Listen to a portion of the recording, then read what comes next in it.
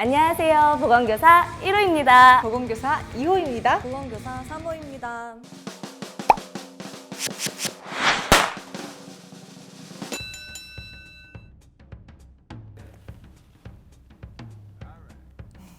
꾀병이다 아니다를 판단하고 있진 않아요. 제가 초등학교에서 근무를 하고 있을 때 그 4학년 학생이 배가 아프다고 보건실을 찾아왔습니다. 복부, 촉진, 청진이랑 다 했는데 다 정상인 거예요. 얘가 꾀병인가? 라는 생각을 잠깐 했는데 맨날 며칠을 계속 배만 아프다고 하는 거예요. 아이들의 스트레스가 신체적 증상으로도 나타난다고 알고 있어서 학부모님께 여쭤봤거든요. 최근에 아이의 언니가 중국으로 유학을 갔다고 하더라고요. 다음날 아이와 같이 대화를 나눠보니까 실제로 언니를 많이 그리워하고 있더라고요. 언니는 방학 때 올 거고 네가 보고 싶으면 영상통화도 자주 하고 이제 그렇게 대화를 하고 난 이후로부터 아이가 보건실에 오는 횟수가 확연히 줄었습니다. 가볍게 생각했더라면 심리적인 불안이나 스트레스가 더 커져서 문제가 되지 않았을까 생각이 들더라고요. 그때 이후부터는 아이들의 상태를 좀 면밀하게 살펴보고 보건교사로서 노력하고 있습니다. 꾀병을 판별하는 기술이 생긴다는 느낌을 받기는 하는데 보통 꾀병으로 오는 아이들은 확연하게 티가 나기는 나요. 왜냐면 등장부터가 쭈뼛쭈뼛하고 들킬 것 같은데 숨기고 싶어하는 느낌을 받거든요. 돌려보내는 경우도 많고, 물론 중요한 점은 이렇게 꾀병으로 오는 애들이 많긴 하지만 그걸 쉽게 간과해서는 안 된다는 생각이 항상 있긴 하거든요. 왜냐면 아이들이 아직 어리기 때문에 자기가 아픈 거를 정확하게 표현을 못하는 경우가 조금 많아요. 그게 사실 제일 어려운 부분 중에 하나예요. 그래서 더 공부하고 어떻게 하면 조금 더 잘 구분할 수 있을까, 그런 생각도 많이 하고 있습니다.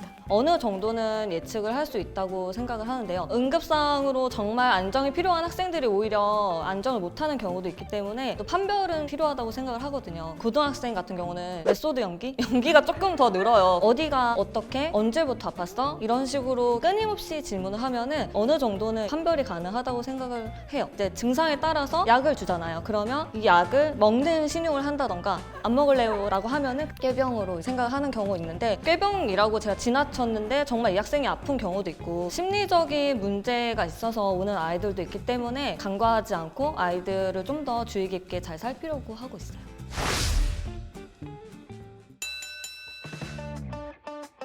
초등학교는 아이들이 기상천외한 행동들을 정말 많이 하거든요. 출근하기 전이었어요. 학교에서 전화가 온 거예요. 오전 돌봄 교실을 하는 어린 친구가 하나 있었는데 피가 너무 많이 난다. 그래서 지금 빨리 와주실 수 있냐고 해가지고 후다닥 이제 학교로 갔어요. 학교에 음수대가 있거든요. 이 아이가 호기심이 생겼는지 쪽쪽 빤 거예요. 그 음수대의 그 작은 직경의 입구를 입에 물고 이렇게 쭉 빨면 공기가 빨려 들어오면서 압이 걸리잖아요. 떼는 과정에서 혓바닥 아래에 있는 그 되게 연한 그런 조직을 손상을 입어서 거기가 구멍이 정말 크게 났어요. 학교에서 지혈만으로는 쉽게 해결될 수 있는 문제가 아니어서 손목 지혈하고 바로 학부모님한테 전화해서 말씀을 드렸더니 학교에 오실 수 있는 상황이 안 되는 거예요. 또 이런 경우에는 제가 가야 하잖아요. 그래서 제일 가까운 응급실로 아이를 데리고 가서 우는 거 달래고 손 잡아주고 다음 외래 진료 예약까지 잡고 학교에 와가지고 또 약 먹이고 완전 제 아이가 된 것 같은 느낌? 그렇게 되게 정신없는 하루를 보내고 그랬던 경험이 한 번 있었어요. 그 아이는 지금 잘 지내고 있고 그 다음날도 아주 즐겁게 학교 생활을 하더라고요. 저는 지금 특수학교에 근무를 하고 있는데요. 대부분의 아이들이 뇌전증을 다 가지고 있습니다. 그래서 발작은 너무나 흔한 증상이기도 한데요. 한 번은 돌봄교실에서 전화가 오는 거예요. 한 아이가 발작을 하고 있는데 이게 생각보다 너무 길어지니 한번 와서 봐달라는 거죠. 그래서 응급가방을 챙겨서 막 달리기 시작했습니다. 그 아이를 처음 봤는데 정말 사시나무 떨듯이 떨고 있어서 먼저 산소 포화도를 측정을 했습니다. 그때 측정값이 50%가 나온 거예요. 50%, 60%면 거의 뇌로 산소가 안 가고 있는, 온몸에 있는 근육이 바들바들바들 떨리고 있는 상황. 그래서 바로 119를 불렀습니다. 이제 119가 오길 기다리고 있는 상황에서 보건실에 있는 휴대용 산소 캔이 있어요. 산소 공급하면서 그 아이를 지켜보고 이제 119가 와서 병원 처치를 받았던 기억이 있는데요. 저는 그때 그 50%라는 수치를 보고 순간 머리가 너무 하얘지더라고요. 이 아이를 앞으로 어떻게 해야 되며 발작 양상을 어떻게 지켜보고 판단을 해야 될지에 대해서 너무 많은 고찰과 깊은 생각을 하게 되었던 순간이었던 것 같습니다. 남학생들 같은 경우는 장난을 치다가 막 많이 다쳐요. 제가 보건실에 앉아서 다른 학생들 처치하고 있는데 갑자기 문이 벌컥 열리는 거예요. 바닥에 막 피가 이제 진짜 뚝뚝뚝 떨어질 정도로 오는 거예요. 그래서 왜 그래? 언제 어디서 이렇게 다쳤냐고 물어봤더니 이 학생이 친구랑 장난을 치다가 막 뛰어가는데 그 앞에 친구가 그걸 못 보고 철문을 이렇게 확 닫아버린 거예요. 그래서 여기 이마 바로 위에가 딱 찢어졌는데 제가 봤을 때 이제 피도 많이 나기도 했고 뼈가 좀 보일 정도로 이렇게 깊게 열상이 있어서 바로 이제 지원하고 부모님이랑 담임선생님께 연락드리고 그랬는데 사실 저도 사람인지라 피를 보게 되면은 저도 놀랍고 무서워요. 학생 처치하면서 막 손을 막 이렇게 떨리게 되는데 그렇게 떨리는 와중에 내가 당황하거나 긴장을 하고 그러면 이 학생도 얼마나 무섭겠어요. 그래서 최대한 괜찮아 하면서 이렇게 침착하게 대처하고 응급처치했던 경험이 있어요.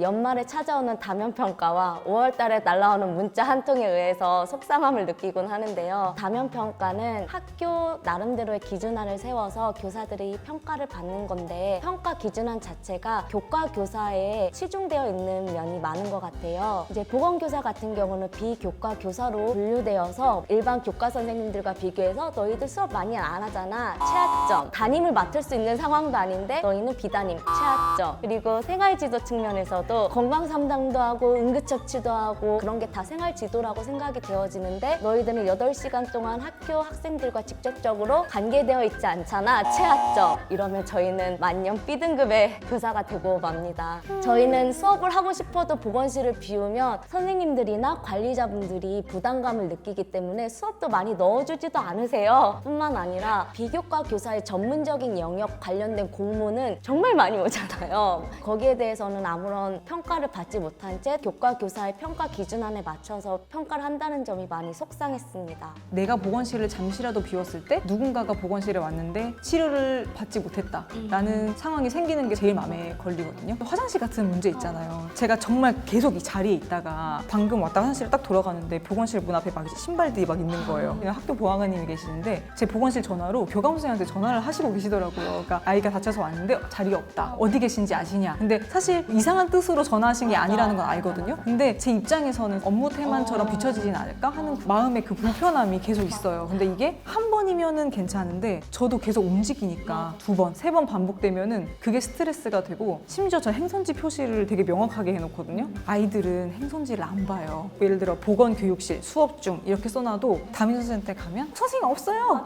이렇게만 얘기하거든요. 그러면 이제 원래 자리에 자주 없는 사람이구나 이렇게 돼버리는 거죠. 그게 정말 많이 속상하더라고요. 근데 신규교사 때 일인데 신규교사 때는 패기와 열정 같은 게 있잖아요. 그래서 아이들한테도 정말 온 애정과 관심과 열정을 다 쏟고 그런 한 해를 보냈었어요. 근데 그 10월쯤에 학생, 학부모, 교원들 간에 이제 평가를 하는 게 있어요. 근데 거기서 학생이 저에 대한 이제 교원 평가를 한 걸 봤는데 앉아서 계속 놀면서 세금 오지게 빨아가시네라는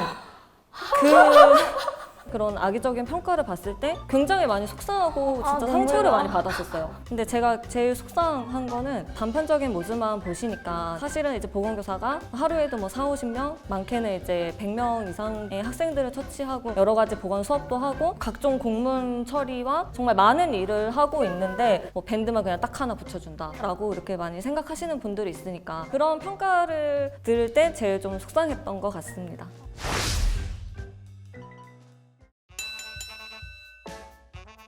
아이들이 추상적인 사고를 잘 못하는 경우가 많아요. 그래서 저는 실질적으로 보여주려고 많이 노력을 하는 것 같습니다. 양치를 하는 시간을 개인적으로 주면 10초? 10초입니다, 10초.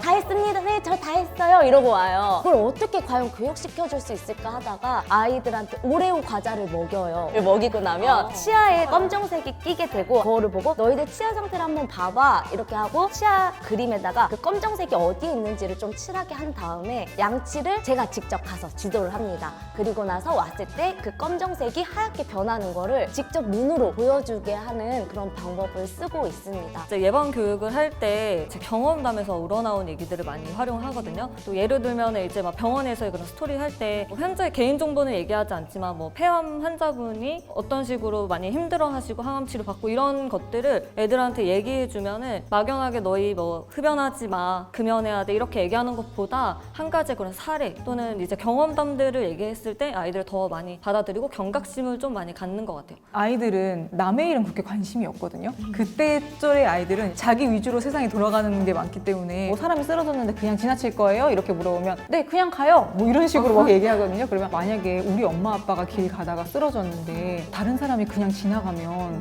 어떨 것 같아? 라고 물어보면 그건 절대 안 되죠. 그거 심폐소생술 해야 돼요. 이렇게 얘기하거든요. 그래서 초등학교 학생들한테는 우리 엄마 아빠라는 그런 인식이 되게 크게 다가오거든요. 내 동생, 내 일이라고 생각하게끔 그런 방식 많이 쓰고 있는 것 같아요.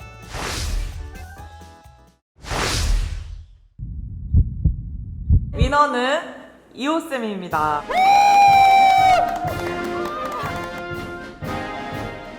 보건실에 올 때 외적인 상처가 있어서 오는 친구도 있지만 마음이 아프거나 그런 학생들도 걱정하지 말고 많이 맞았으면 좋겠어. 알겠지? 한 번은 하임이 조끼를 입고 이제 실습을 이렇게 한단 말이에요. 근데 이렇게 확 했을 때 이게 이물질이 나가야 되는데 제가 자 얘들아 선생님이 시범 보여줄게 하고 했는데 안 되는 거예요. 그래서 자 이렇게 하면 얘들아 사람이 죽어. 그래서